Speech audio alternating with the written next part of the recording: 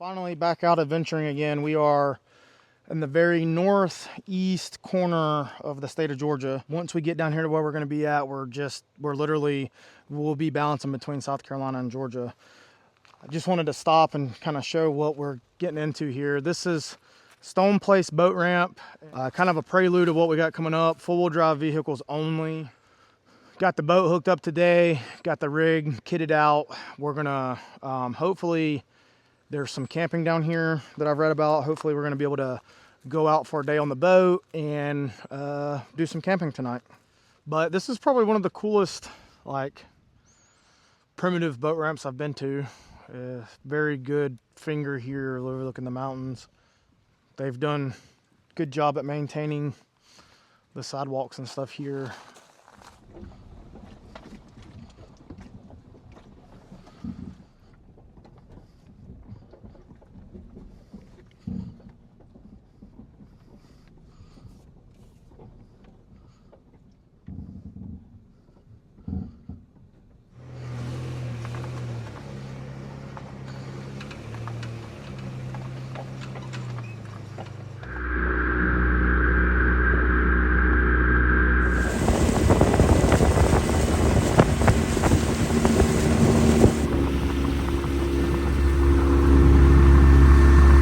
Entered Tallulah Gorge. This is the Tallulah River.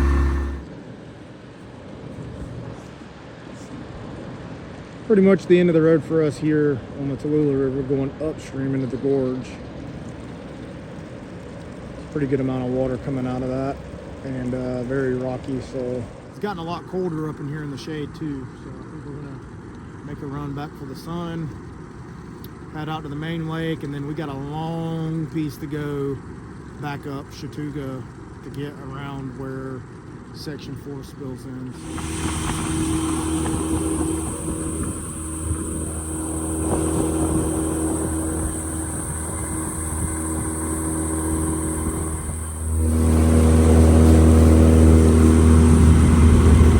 Technically we're in South Carolina, on the South Carolina side. I read that there's quite a few. There's a few primitive campsites along the lake out here. Pretty good sized area right here. Hammock trees for sure. Tent right here. They got some pole anchors right in there. Bobbers, people's definitely been fishing. Really nice tent spot right here. I like this a lot. And you're kind of protected on either side from the trees, so that's cool.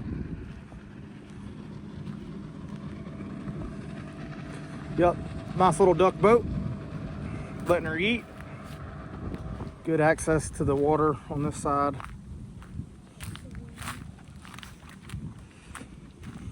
Wait, is it there no swimming here? You could probably swim. I think that was just at the dock.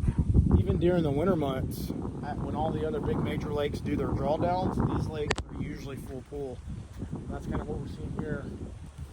It may be down a little bit, maybe a foot, but it looks full to me. So when I was looking on Onyx and Google, it seems like we've got probably a good several miles up we can go before we even hit the first rapid. But it's just going to all depend on how deep it is. Did seem like there were some cool sandbars, so maybe we're going to find a sandbar and hang out for a little bit. We'll see.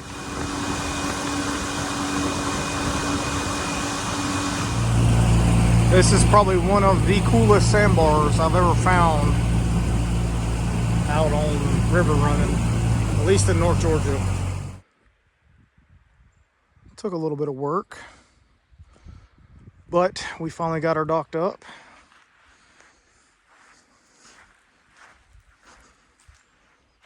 People's been dragging coolers and stuff up here.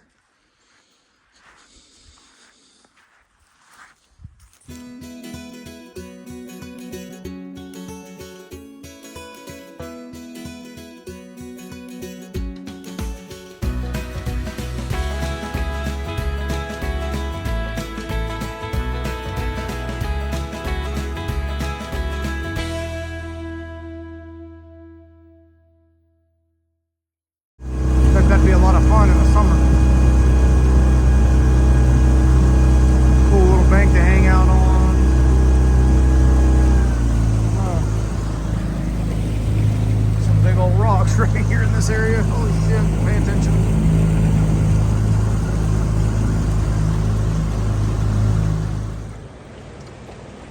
Well, we have found the end of the river running. This is a cool place. I wish when I was a whitewater kayaker I had have continued my journey and became skilled enough to paddle this section of river. I feel like I missed out on that, but can't win them all. It's more of that deep gorge top stuff.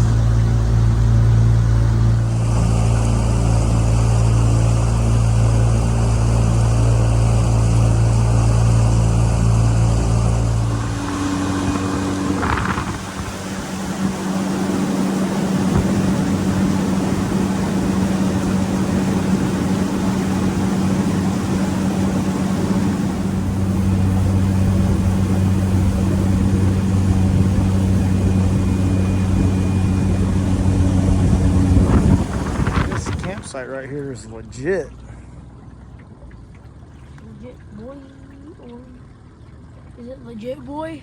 Something like that. And has a rope swing.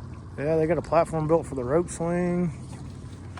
That's A table, you could fit several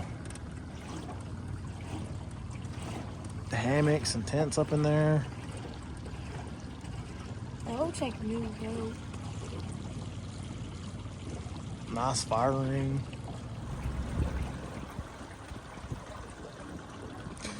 Looks like we're probably gonna have it to ourselves tonight.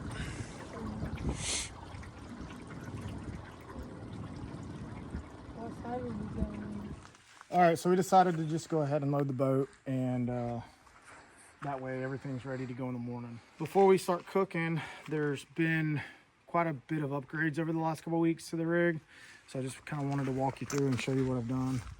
We'll start with the driver's side. I have installed these Molly panels. So I've got my IFAC and got a lot of really good stuff in this. Pew pew, knife, radio. Keep my toboggan and some North Face gloves in there. We'll walk around to the passenger side. So kit came with both sides. I went ahead, installed this one on this side. Got another MyFac over here, but this one contains a lot of diabetic supplies. Got extra throw rope just in case. Doesn't necessarily mean it's going to be used as a throw rope. It can be used as a clothesline, whatever. Another radio for comms over here. The kit also came with a centerpiece. So I went ahead and installed it. It holds the iPad with Onyx, of course. I have done some major rearranging and construction with how things go in the back. I've been able to test this at home and it's worked out pretty well. So this is going to be the first time that I've actually got to experience it out on a trip. But I built this platform here with 2 slide out drawers. And instead of ordering carpet, I just used an old blanket I had. It ended up working out pretty well. So in this drawer, I've got my Blackstone griddle. It lives here. In this drawer, I've got everything else. I've got plates, bowls, silverware, Stanley container. Got all my coffee products. Got food, snacks, fire kit, bread. Basically everything that you can need in this drawer. I was able to build this in a way that allows me to have storage here on the side, so my table is quickly accessible, storage on this side so my chairs are quickly accessible. Here up on top, I've got my water container stage in the back with my hose. I can pull it out and use it right here at the back as I need it.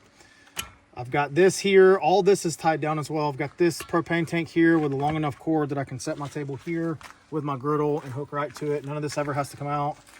Got the saw. It's got its own home now. The Ignite firebox is tied down. The Jackery lives here now. The fridge lives here now. If you come on this side, you can kind of see that I did my own insulation. I tested this last week. It went 5 days without having to charge anything. So It's kind of nice. I can back right up to the garage. I can run a cord there. I can charge the Jackery, keep the fridge running. I never have to take anything out. I did install new LED lights. You want me to go turn it? Oh, Basically have zero draw. I have a switch on that side that I can turn it on and off or control the brightness at this setting. I tested it out at home. It's bright enough that I can do everything I need to do. If I need extra light, I have this guy here staged where I can hang it from this strap and shine right down on the griddle when I'm cooking. Preferably I would try to cook before dark, but that doesn't always work. The idea was to get everything so we didn't have to use the back seat for anything, because I'm going to start bringing my dog, and later on in the summer when we start doing family trips, I'm going to need the back seat open. So currently in the back seat, all we have is our bags with our extra clothes, and we have recovery gear with tools and stuff. I have a thermos, but the rest of this stuff can kind of be put to the side whenever we need to use the back seat. It's just me and him, we don't need it. And you brought the PlayStation Portal. I did. I brought my PlayStation Portal to play tonight, but the service is very hit or miss right here, so I don't even know if I'm going to be able to use it or not, but I have it. So one more thing real quick, well, a couple things. I have all the power in the vehicle ran so that it's hidden into the Jackery, and in doing so, I've made it so that I can basically control all the power from right here. So like I can turn this on and off, and then I have this key switch that I've wired in. Well, I'll say key switch, this key fob that I've wired in that controls the tent light. Probably can't see it from here, but it does come on and off. And on this side, which we will show you in a bit, I have wired in a switch here that controls the light and the awning. So once the awning's out, I can just turn this on and the light will come on, or I can turn it off and the light will go off. I've also installed a flag holder. Why? Because America, that's why. I like to show my patriotism no matter where I'm at. So, all right, this is kind of the setup here. I'll cook here, and then once we're done cooking, we can move around to this side and hang out under the awning. Here's the switch I was telling you about. This is a factory switch from Cascadia. I just got it wired in without the dimmer. And it's kind of tucked under the roof rack and under the tent there, but it's wired straight back to the power source, and I can just flip it on and off. Makes it a lot easier than how we were doing it originally with wires hanging all over the inside of the tent. This is what we're going to do tonight. We're going to do some of this lemon butter garlic seasonings, and I got some skewers. We're going to make some kebabs. This is a recipe out of Charlie's cookbook that she gave me at Christmas. Time to cut up some peppers. Oh yeah, we figured out what the name of the other peppers were. Yeah, they're serrano peppers. So we've got some chicken diced up here. We're going to cut up this orange pepper and this red pepper. We want to cut up a serrano or two, and we're going to make skewers out of them. We'll save this pepper.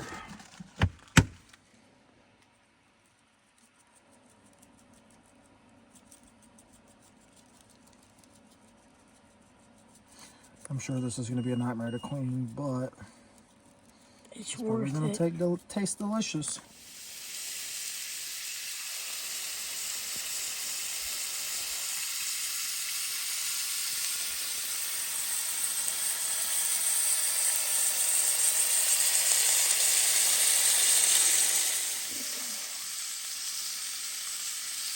You want me to hold this one? Sure.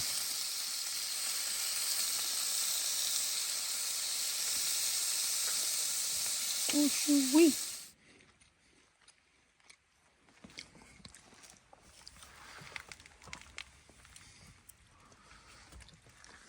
Turned out really good. Now we're just stuffing our face. When we get done eating, clean up some dishes, and then maybe put the fire pit out for a little bit, hang out, get a little bit warm, and then crawl off to bed.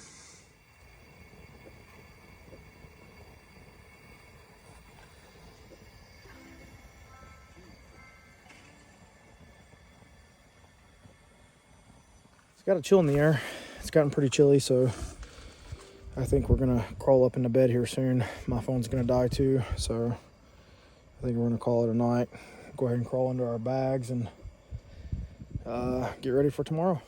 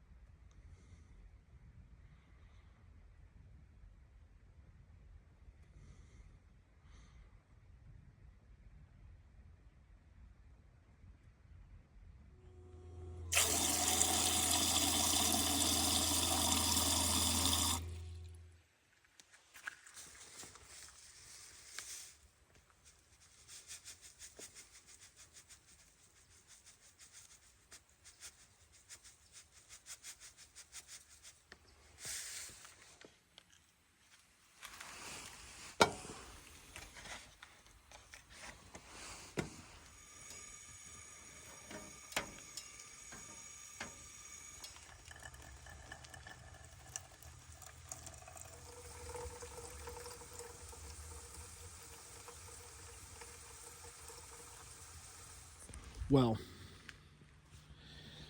I was supposed to be cooking scrambled grilled cheese recipe that my daughter gave me in the book, but I did not clean my griddle properly last night, so I got the eggs and the sausage cooked, and then I wasn't gonna try to cook a grilled cheese on the griddle. So my option was to do it in my fry pan, one sandwich at a time, and I'm just too lazy. Honestly, I wasn't gonna do that, so we ended up just eating sausage and eggs, and I'll try the grilled cheese another time. I'm actually gonna clean that griddle before we leave, so I don't have to deal with it tonight or tomorrow morning, but maybe tomorrow morning I'll do the grilled cheese, or scrambled grilled cheese. We'll see. Met a really cool guy here. He lives like 10 miles up the hill. This is his home lake. He fishes Tugelo, Yona, and Tugelo River going into Hartwell. Also Seed, Rabin, and what is the other one over there? Tallulah Lake, maybe. Anyways, he catches crappie and perch out of here like crazy, he said. So that's kind of cool. Really cool looking boat. He had float pods and all that kind of stuff on the back. Tohatsu 20. It's been a good morning so far. Griddle all cleaned up. Most everything packed away. Boat's ready. Sun's shining. And we've ate. Got caffeinated up. Don't know where we're headed or what we're going to do next. The guy that I talked to that was putting in on the lake this morning told me that Yona Lake, which is downstream of the dam, and Tugelo River, which is downstream of Yona Dam, going into Hartwell, are all super low, that I might struggle to even put in at any of the boat ramps. So I think when we leave here, we're going to go to Yona Campground, is what it's called. There's a boat ramp there. And I'm just going to see what it looks like and see if it's worth putting in or not. The guy did tell me that putting in down on the Tugelo River below Yona Dam to go into Hartwell, which is where I wanted to go, was like basically, it was so low that it was just the main creek channel through there. So the boat ramp would probably be 30 or 40 foot maybe from even the water. So that's probably going to be a no-go, which is unfortunate because I really wanted to go down the Tugelo River, but Maybe another day. We do have the option of going over to Seed Lake, Lake Burton, Lake Rabin, Tallulah Lake. We're considering going over to Burton and putting in upstream of the Tallulah River and checking out the Tallulah River boat ramp and that area. That kind of puts us in the vicinity for more camping later on. No real destination. We're just going to explore around over here because we don't hardly ever get to the east side of the state. So should be a day of exploring, maybe a little bit more boating today, and then we'll figure out where we're going to end up tonight. Light check, good. Tents away, awnings away, boats hooked up, camp is clean, trash is thrown out. Let's go adventuring. On the road back out. We seen this coming in yesterday, but didn't get a chance to really record. But you're looking at the main body of the lake going down into Tallulah Gorge and the dam down there. Really cool view. Apparently, the campground at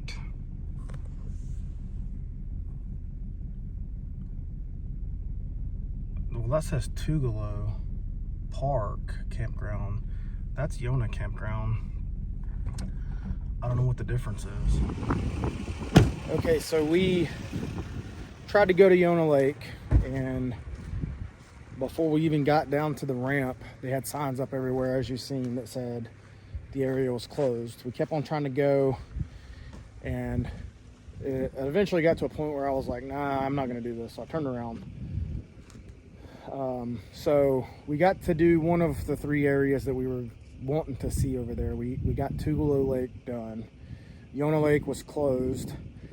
The gentleman that I talked to at the boat ramp did tell me that they had been doing hydraulic work on the dam, trying to replace generators and stuff, so maybe that's why. So we kind of ventured back into Rabun, come back to Lake Burton. This is an area that I found searching around on Onyx one day. This is the Tallulah River, actually. I don't know how far up we can go because we did cross it further up and it gets very shallow. So the first order of business will be going upriver with the jack plate up to see how far up we can go. And then we will head back downriver to Lake Burton to do maybe a little bit of exploring on Burton. This is another Georgia Power boat ramp.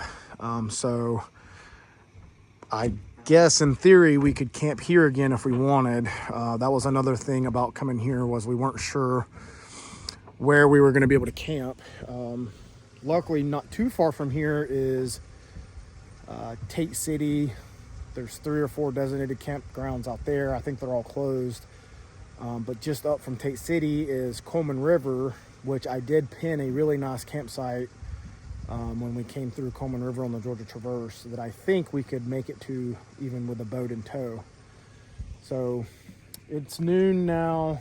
We'll get out here and spend a couple hours, maybe around 4 o'clock.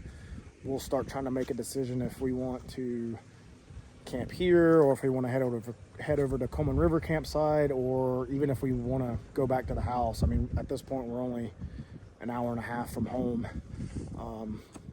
We could head back home, charge everything back up, drop the boat in the garage, and then leave out tomorrow, because it's supposed to be really nice again tomorrow. Head out with just the truck and do some Forest Service road riding, maybe towards middle Georgia, or maybe up even in towards Tennessee, or even Talladega like we had originally planned. Time will tell, but for now we're going to get out on the water and we're going to enjoy the sun. It is still kind of chilly. It's like 58 degrees, but it should be fine.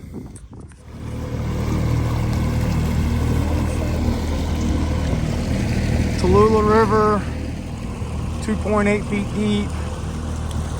Looks like we've got pretty good real estate in front of us, as long as it stays like this. Well, that didn't take long.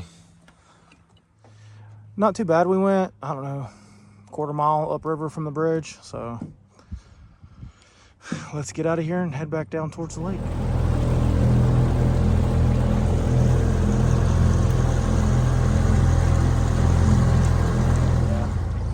We have officially entered into Lake Burton, as you can tell by the very high dollar expensive boat docks and cabins that are littered all the way across the mountain on both sides.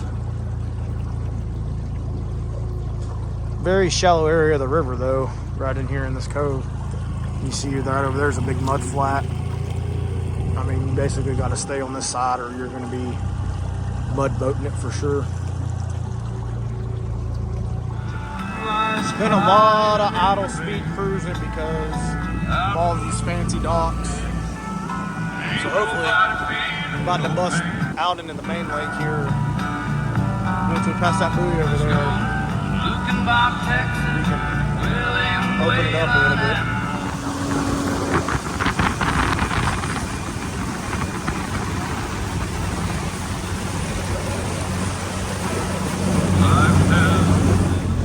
At this rate, I don't know what's going to happen yet. We're going to make it back to the truck, probably eat some snacks, and then decide if we want to camp or what.